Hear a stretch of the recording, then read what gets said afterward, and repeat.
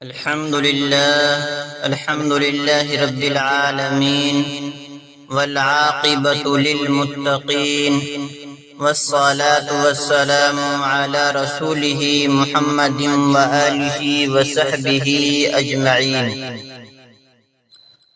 أما بعد فأعوذ بالله من الشيطان الرجيم. بسم الله الرحمن الرحيم. إن الشيطان للإنسان عدو مبين. صدق الله العظيم. اللهم صل على محمد وعلى آل محمد كما صليت على إبراهيم وعلى آل إبراهيم إنك حميد مجيد. اللهم بارك على محمد وعلى آل محمد كما باركت على إبراهيم وعلى آل إبراهيم إنك حميد مجيد. میرے محترم بزرگوں اور دوستو، میں آپ کے سامنے پہلی قسم میں یعنی آپ کے سامنے جو بات بیان ہو رہی ہے وہ مسلمانوں کے 4 دشمن ہیں. انہی کی تفصیلات کے متعلق چند باتیں اور گزارش کرنا چاہتا ہوں کہ مسلمانوں کے 4 دشمن ہیں. 2 نظر آتے ہیں اور 2 نظر نہیں آتے. جو 2 نظر نہیں آتے وہ ایک انسان کا نفس ہے اور دوسرا شیطان ہے، اور 2 نظر آتے ہیں وہ ان میں کا ایک کافر مشرکین یہود و نصارہ وغیرہ ہیں اور دوسرا منافق ہیں. یہ ایمان والوں کے 4 دشمن ہیں. یہ چاروں دشمن انسان کے ایمان والے کے جان مال عزت آبرو سب کے دشمن ہیں، لیکن ان سب سے بڑھ کر یہ ایمان کا سب سے بڑا دشمن ہے. جب یہ اتنا بڑا دشمن ہے تو اس کے مکر و فریب سے بچنا ہم سب کی ذمہ داری ہے کہ ہم ان سے بچیں اور اس کی ترکیب اختیار کرے کہ ہم ان کے جال سے کیسے بچ جائیں. تو بات چل رہی تھی کہ شیطان انسان کو کیسے بہکاتا ہے. شیطان انسان کے دل میں وسوسہ ڈالتا ہے، گناہوں کو خوبصورت انداز میں پیش کرتا ہے، اس کے فوائد سمجھاتا ہے، اور گناہ میں شیطان لذت ڈال دیتا ہے. گناہ میں مزہ زیادہ آتا ہے، اس لیے انسان گناہ کر بیٹھتا ہے. میں آپ کے سامنے شیطان انسان کو کیسے بہکاتا ہے ایک بڑی عجیب و غریب دردناک واقعہ آپ کے سامنے ذکر کرتا ہوں کہ شیطان ایمان والوں کو کیسے بہکاتا ہے.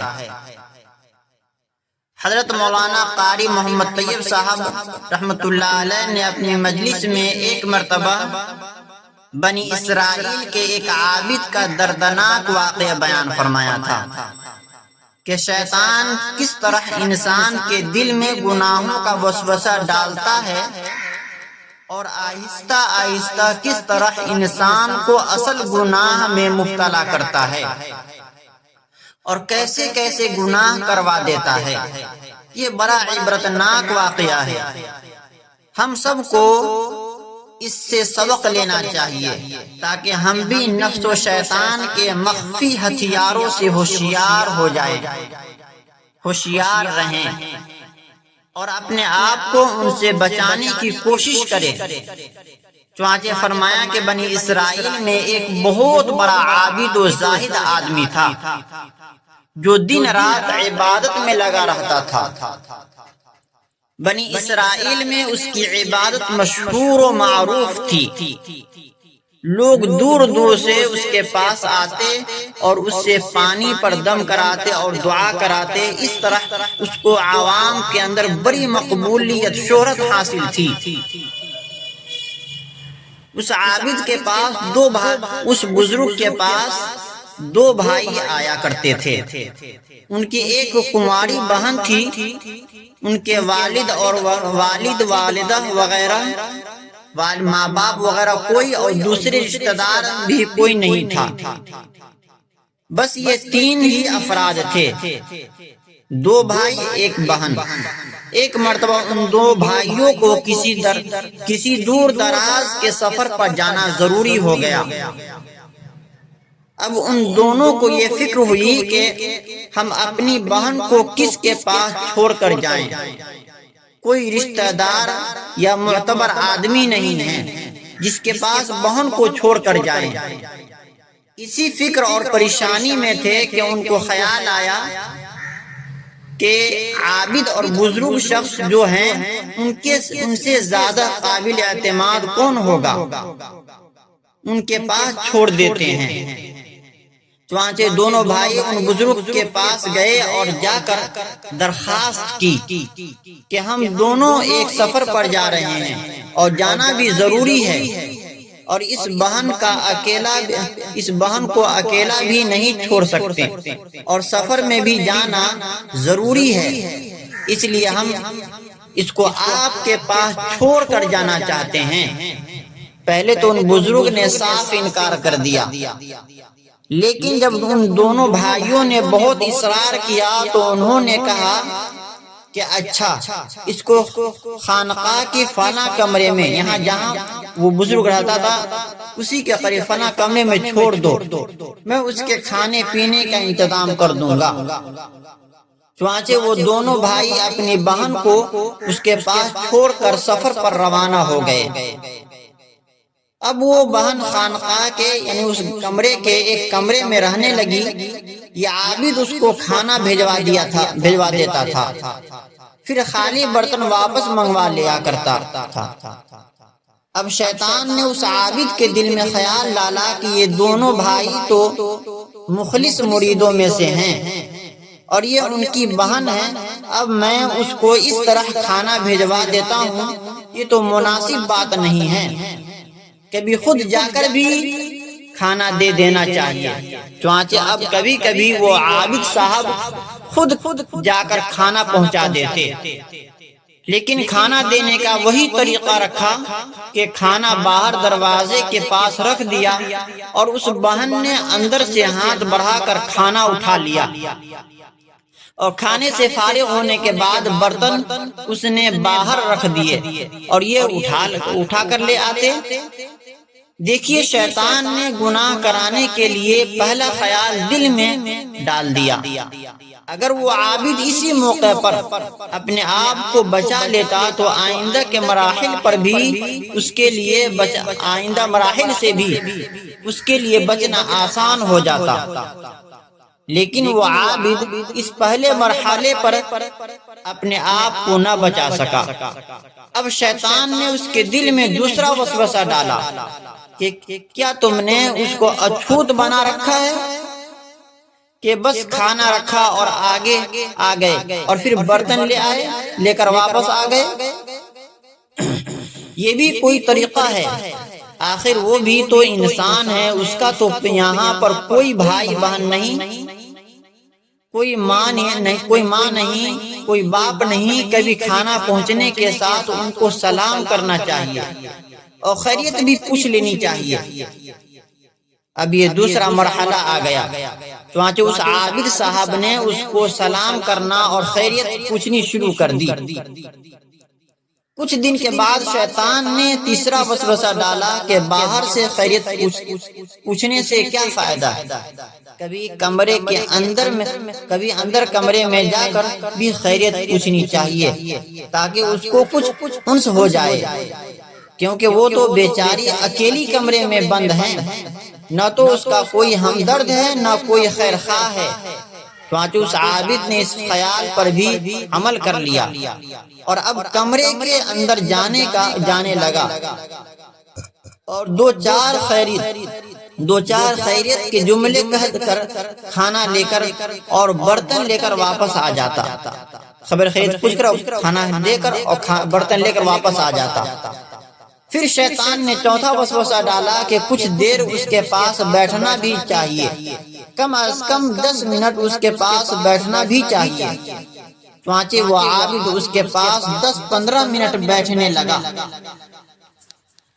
آپ جانتے ہیں کہ اگر کسی کمرے میں مرد اور عورت اکیلے ہوں تو لازماً تیسرا وہاں شیطان ہوتا ہے۔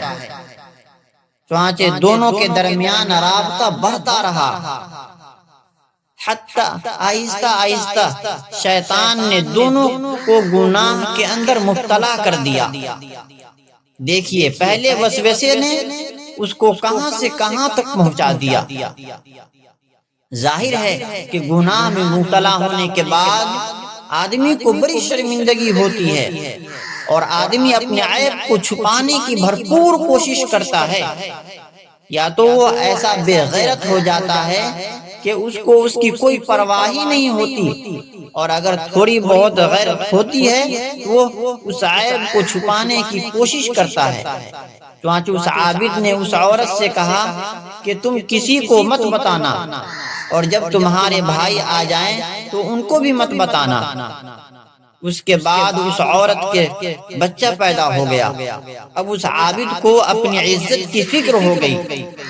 سب لوگ یہ کہیں گے کہ اس کے بچے کیسے پیدا ہو گیا، اس کا تو کسی سے نکاح ہی نہیں ہوا تھا۔ اس بدنامی سے بچنے کے لیے اس عابد نے اس بچے کو قتل کر دیا۔ اب بچے کو قتل کرنے کے بعد اس عابد کو یہ فکر ہوئی کہ یہ عورت تو اپنے بھائی کو ہر حال میں بتا دے گی، یہ کیسے مجھے معاف کر دے گی، میں نے تو اس کے بچے کو قتل کر دیا۔ اب شیطان نے یہ وسوسہ ڈالا کہ اس عورت کو، یعنی اس عورت کو بھی قتل کر دو، نہ بچہ رہے گا اور نہ بچے کی ماں رہے گی، اور جب اس کی بھائی واپس آئیں گے تو بتا دینا کہ تمہاری بہن کا تو انتقال ہو گیا، بیمار تھی۔ چنانچہ اس نے اس عورت کو بھی قتل کر دیا اور دونوں کو ایک قبر میں دفن کر دیا۔ لیکن شیطان نے اس پر اکتفا نہیں کیا۔ شیطان نے سوچا کہ اس نے سب کچھ کر لیا، لیکن ابھی تو اس کی دنیاوی عزت باقی ہے، لہذا جب اس عورت کے دونوں بھائی سفر سے واپس آئے تو وہ دونوں اس عابد سے اور اپنی بہن سے ملنے کے لیے، جب عابد سے ملاقات ہوئی اور اپنی بہن کے بارے میں پوچھا تو اس نے بتایا کہ اس کا تو انتقال ہو گیا۔ اس عابد نے جھوٹ بھی بول دیا۔ اس طرح شیطان نے ایک اور گناہ کروایا۔ چنانچہ وہ دونوں بھائی اس پر اعتماد کر کے اپنی بہن اس کے پاس چھوڑ گئے تھے، اس لیے دونوں نے اس کی بات پر یقین کر لیا کہ ہاں اس کا انتقال ہو گیا ہوگا، زندگی اور موت کا کوئی بھروسہ نہیں۔ لیکن شیطان کہاں پیچھا چھوڑنے والا تھا۔ اس نے سوچا کہ میں نے اس عابد سے یہ سب کام کرا کے اس کی آخرت تو برباد کرا دی، مگر ابھی دنیا میں عزت و احترام اس کا باقی ہے، لہذا اس نے اسی پر اکتفا نہیں کیا، بلکہ وہ شیطان ان دونوں بھائیوں کے پاس خواب میں گیا اور کہا کہ تمہاری بہن کہاں ہے؟ انہوں نے کہا کہ اس کا تو انتقال ہو گیا۔ شیطان نے کہا کہ کیسے انتقال ہو گیا؟ اس کا انتقال نہیں ہوا، بلکہ اس عابد نے اس کو قتل کیا ہے۔ یاد رکھیے، شیطانی خواب بھی ہوتے ہیں اور رحمانی خواب بھی ہوتے ہیں اور نفسانی خواب بھی ہوتے ہیں۔ یہ خواب شیطانی خواب تھا۔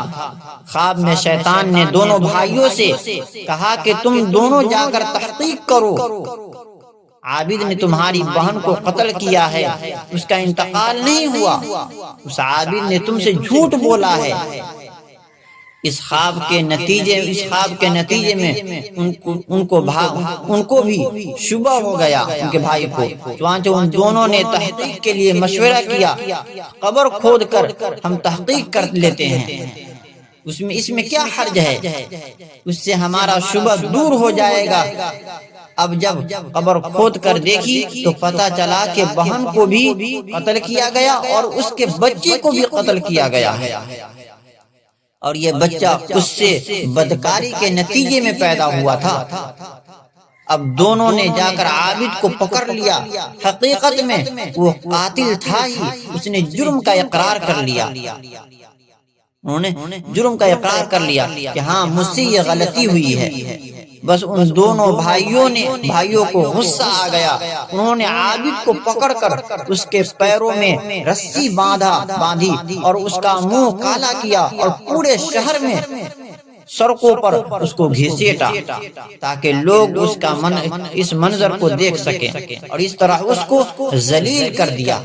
آج تک پورے شہر میں جس کی عبادت کی شہرت تھی، آج پورے شہر میں اس کی ذلت اور رسوائی عام ہو رہی ہے۔ اس کی عبادت بھی برباد ہوئی، عزت بھی برباد ہوئی، ذلت اور رسوائی پوری دنیا کے سامنے آ گئی۔ یہ ہے شیطان کی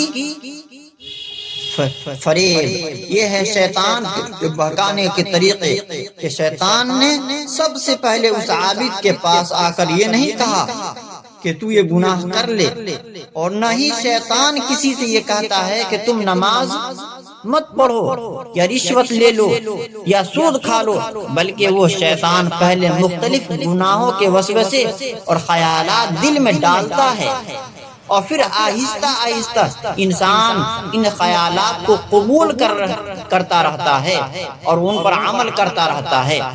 آخرکار انسان اس بدترین گناہ کے اندر مبتلا ہو جاتا ہے۔ تو آپ نے قصہ سنا کہ کتنا دردناک قصہ، کتنا خطرناک قصہ ہے کہ جس عابد کا پورے شہر میں، پورے معاشرے میں عزت، شہرت اور یعنی عبادت و تقوی کی شہرت ہے، بول بالا ہے، آج وہی شیطان اس کو کس طریقے سے ذلیل اور رسوا کر دیا، کیسے بہکایا اس کو۔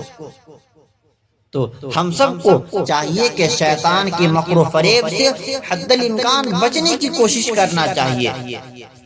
میں آپ کے سامنے ایک لطیفہ شیطان کے بارے میں ایک قصہ سنا کر بات ختم کرتا ہوں۔ ایک لطیفہ یاد آیا جو شیطان سے متعلق ہے، وہ یہ کہ ایک شخص کو شیطان نظر آ گیا اور شیطان سے اس کی ملاقات ہوئی۔ وہ شخص پہچانتا تو تھا نہیں، پوچھا کہ تم کون ہو؟ اس نے کہا کہ میں شیطان ہوں۔ اس نے فوراً کہا ارے کمبخت تو ہے شیطان۔ پھر اس کا شیطان کا گریبان پکڑ کر اس کو خوب برا بھلا کہا کہ تو بڑا بدبخت ہے اور تو ایسا ویسا ہے، مخلوق کو تو نے برباد کیا ہوا ہے اور لوگوں کو بہکا بہکا کر نہ جانے کیسے کیسے گناہوں کے اندر مبتلا کیا ہوا ہے۔ شیطان نے کہا بھائی تو مجھ پر اتنا غصہ کیوں کر رہا ہے؟ میں تو کسی کو بہکاتا نہیں ہوں، نہ کسی سے زبردستی گناہ کراتا ہوں، میں تو خالی اشارہ کرتا ہوں، مگر لوگ میرے ایسے عاشق ہیں اور میرے ایسے فرما بردار ہیں کہ میرے اشارے پر ناچنا شروع کر دیتے ہیں۔ اس شخص نے کہا کہ وہ کیسے؟ شیطان نے ایک جواب دیا کہ میں ابھی دکھا دیتا ہوں، میں تو کچھ بھی نہیں کرتا، لوگ خواہ مجھے بدنام کرتے رہتے ہیں، کرتے خود ہیں اور نام میرا لگاتے ہیں، تم میرے ساتھ چلو میں تمہیں دکھاتا ہوں۔ چنانچہ شیطان اس کو ایک مٹھائی کی دکان پر لے گیا۔ وہاں پر گرم گرم جلیبیاں نکالی جا رہی تھی۔ شیطان نے اس کی چاشنی کی یعنی رس پر، یعنی جلیبی کی رس کی مٹھائی میں اپنی انگلی ڈالی اور ڈبو کر یعنی اپنی انگلی کو ایک دیوار پر لگا دیا۔ اس شخص نے کہا کہ تم یہاں کھڑے رہنا اور تماشا دیکھتے رہنا۔ یعنی شیطان نے ایک انگلی میں رس لیا اور دیوار پر لگا دیا، اور اس شخص کے کہا کہ ہمیں نے کچھ نہیں کیا، صرف اتنا کیا ہے، تم آگے دیکھتے رہنا، کل کو مت کہنا کہ میں نے کیا ہے، بس میں نے اتنا ہی کیا ہے کہ دیوار پر ذرا سی چاشنی یعنی مٹھائی کی رس لگایا ہے اور کچھ نہیں کیا، چنانچہ تھوڑی دیر میں 4-5 مکھیاں آ کر اس چاشنی پر، اس مٹھائی پر، اس رس پر بیٹھ گئی۔ پھر مکھیوں کے کھانے کے لیے چھپکلی ان پر دوڑ پڑی۔ قریب میں حلوائی کی بلی کھڑی ہوئی تھی۔ اس نے جب چھپکلی کو دیکھا تو وہ اس پر جھپٹ پڑی، اور ایک شخص جلیبی خریدنے کے لیے آیا تھا، اس کے پاس اس کا شکاری کتا بھی تھا۔ اس نے جب بلی کو دیکھا تو وہ بلی پر بھی جھپٹ پڑا، یعنی وہ کتا بلی پر جھپٹ پڑا۔ جب وہ کتا جھپٹ پڑا تو حلوائی کی جلیبی کا تھال نیچے گر پڑا۔ جب حلوائی نے یہ صورت دیکھی تو اس نے فوراً اپنا جھرنا نکالی، یعنی جس سے وہ جلیبی چھانتا تھا، کتے کے سر پر مارا، جس سے کتا مر گیا۔ اب کتے والے نے حلوائی کی پٹائی کر دی۔ اب 10 آدمی حلوائی کی طرف سے آ گئے اور 10 آدمی کتے والے کی طرف سے آ گئے، اور اب دونوں کی طرف سے لڑائی شروع ہو گئی۔ نتیجہ یہ ہوا کہ 5 آدمی اس طرف سے مر گئے اور 5 آدمی دوسری طرف سے مر گئے۔ شیطان نے کہا،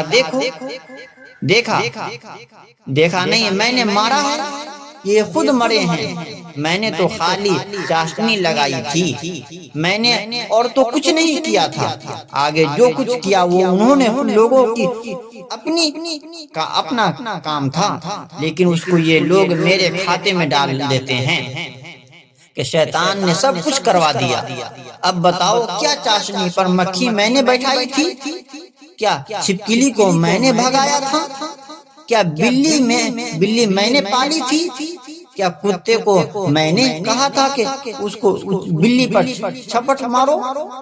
یہ سب کام وہ لوگ خود کیے، اور کام یہ اس کا سزا اور اس کی نسبت میرے طرف کر دیتے ہیں۔